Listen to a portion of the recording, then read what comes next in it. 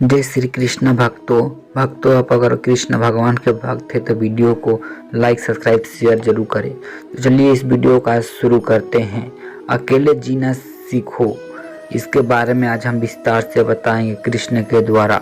श्री कृष्ण का जीवन हमें सिखाता है कि कैसे अकेले रहकर भी अपने कर्तव्यों का पालन करना चाहिए और जीवन में आगे बढ़ना चाहिए। जन्म से ही संघर्ष। श्री कृष्ण का जन्म कारागृह में हुआ, माता पिता से दूर रहना पड़ा। जन्म लेते ही उन्होंने गोकुल भेज दिया गया, जहाँ यशोदा माँ ने उनकी पालन पोषण किया। यहाँ से हमें सीख मिलती है कि जीवन में परिस्थितियाँ हमेशा अनुकूल नहीं होती, लेकिन हमें धैर्य और साहस उनका सम्मान करना चाहिए। पॉइंट नंबर 2 है प्रियजनों से बिछड़ने का दुख। कृष्ण ने बचपन गोकुल, वृंदावन और नवादा में बिताया, लेकिन जब मथुरा जाना पड़ा तो उन्हें अपनी गाय शंखाओं से राधा और को छोड़ना पड़ा। उन्होंने किसी से वादा नहीं किया, क्योंकि ये जानते थे कि संसार में कोई भी रिश्ता स्थायी नहीं है। इससे हम सीख मिलती है कि जीवन में कुछ बिछड़ने का अर्थ नहीं होता, बल्कि नए रास्ते की शुरुआत होती है।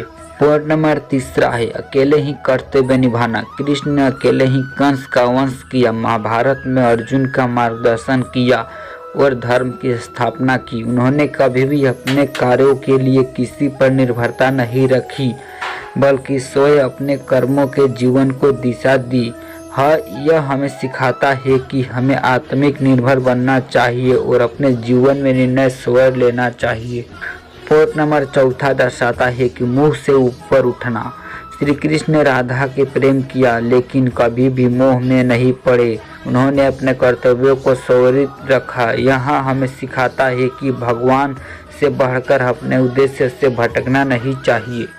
पॉइंट नंबर 5 यह बताता है कि गीता का उपदेश आत्मनिर्भर बनो। महाभारत में श्री कृष्ण ने अर्जुन को गीता का उपदेश दिया, जिसमें उन्होंने कहा उद्यतात्मिक नमस्तुते, अर्थात मनुष्य ने स्वयं अपने बुद्धिमान करना चाहिए, दूसरे पर निर्भर नहीं रहना चाहिए।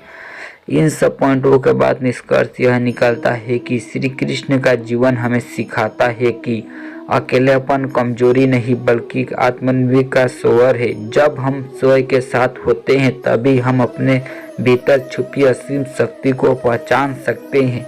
हमें परिस्थिति से भागना नहीं चाहिए, बल्कि अपने कर्मों से जीवन को श्रेष्ठ बनाना चाहिए।